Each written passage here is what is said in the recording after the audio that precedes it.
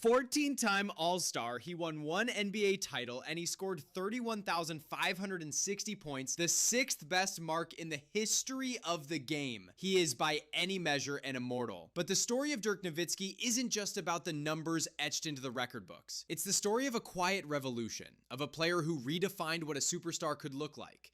And it's the story of how his single greatest triumph was forged in the fires of his deepest public humiliation, culminating in a revenge tour that humbled the most powerful forces in the NBA. To understand it, you have to go back to June of 2011. The NBA Finals. On one side stood a terrifying world-conquering force, the Miami Heat, a team built not through the draft, but through a hostile takeover of the league's power structure. LeBron James, Dwayne Wade, and Chris Bosh, three titans in the absolute prime of their careers, had joined forces to create a roster so overpowered, it felt less like a basketball team and more like an inevitability. They had skated through the Eastern Conference, a force of nature, leaving a trail of defeated contenders in their wake. Their opponent was the Dallas Mavericks, a team that, by comparison, felt like a relic from a bygone era. They were led by a 32-year-old Dirk Nowitzki, a man who, despite a decade of excellence, had been branded with the scarlet letters of playoff failure. He was seen as too slow, too weak, and most damningly, too soft. He was a brilliant regular season performer who, when the lights got brightest, was supposed to crumble. And for the first 3 games of the series, the narrative was playing out exactly as scripted. The Heat were up 2-1, but heading into a pivotal Game 4 in Dallas, the story took a turn. Dirk Nowitzki was sick, not just under the weather, but battling a 102-degree fever, the kind of illness that makes walking a chore, let alone competing at the highest level of professional sports. Pale and sweating, he dragged his team through a brutal back-and-forth game, scoring 10 of his 21 points in the fourth quarter to seal an improbable, gut-wrenching victory. It was a performance of pure grit, reminiscent of Michael Jordan's legendary flu game. But in Miami, they weren't impressed. They were arrogant. Ahead of Game 5, cameras caught LeBron James and Dwayne Wade openly mocking Dirk's illness,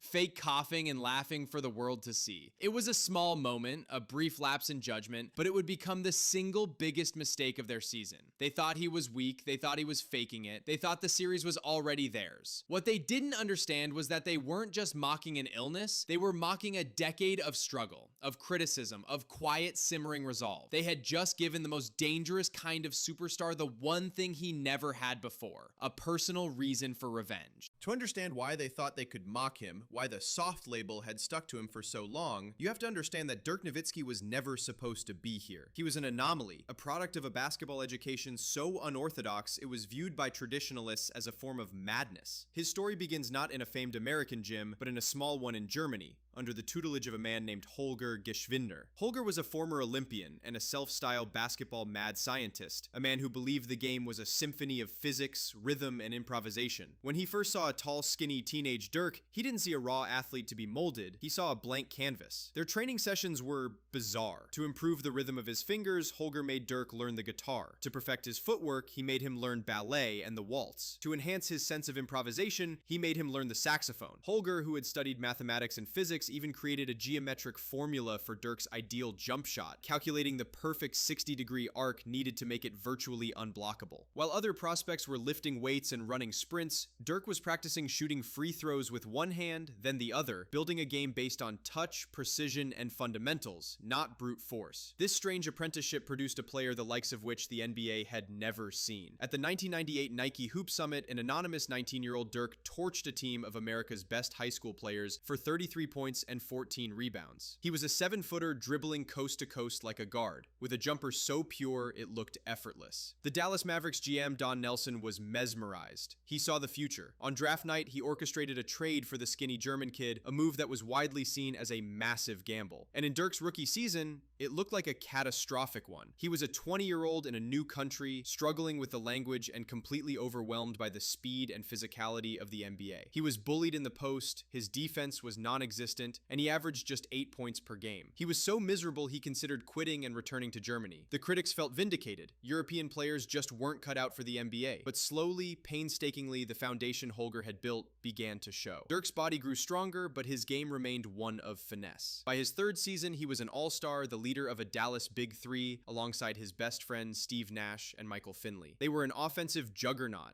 a beautiful, free-flowing machine. But in the playoffs, the machine always broke down. They were a great team that could never become a championship one, always lacking the defensive grit to get over the top. This is where the narrative of Dirk being soft truly took root. The next season, a scorned Dirk came back with a vengeance. He played the best basketball of his career, averaging nearly 25 points on breathtaking 50, 40, 90 shooting splits. He led the Mavericks to a franchise-best 67 wins and became the first European player in history to win the NBA MVP award. Redemption was at hand. All he had to do was conquer the playoffs. Instead, he experienced the lowest point of his career. In one of the biggest upsets in sports history, Dirk's #1 seeded Mavericks were stunned in the first round by the 8th-seeded We Believe Golden State Warriors. Dirk was abysmal, shooting just 38% for the series and completely disappearing in the closeout game. The choker label came roaring back,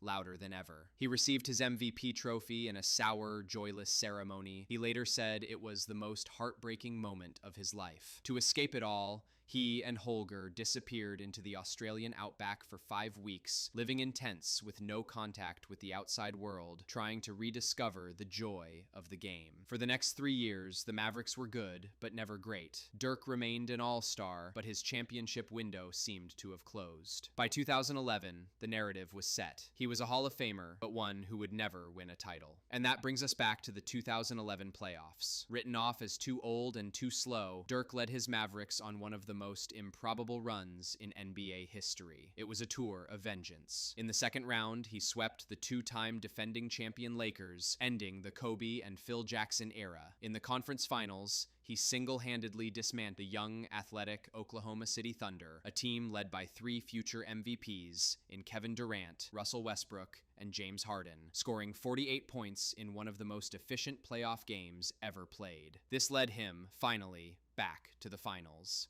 Back to Miami, back to LeBron, and, most importantly, back to Dwayne Wade. When Wade and LeBron mocked his illness, they weren't just disrespecting a sick opponent, they were unknowingly awakening the ghosts of 2006, of 2007, of every doubt and every failure that had fueled Dirk for the past 5 years. And in the final 3 games of that series, Dirk Nowitzki played the most clutch, most brilliant basketball of his life. The Mavericks' role players were heroic, with Jason Terry and JJ Barea providing crucial offense. But it was Dirk who time and again in the fourth quarter took over. He scored when it mattered most, hitting a series of impossible, off-balance, one-legged fadeaways. The unguardable shot he and Holger had perfected in that small German gym all those years ago. In Game 6 in Miami, the Mavericks completed the impossible. They were NBA champions. Dirk, the player once called too soft to win, was named Finals MVP. After 13 years of criticism, doubt, and heartbreak, he had finally silenced everyone. His legacy was no longer a question, it was an exclamation point. He had gotten the last laugh.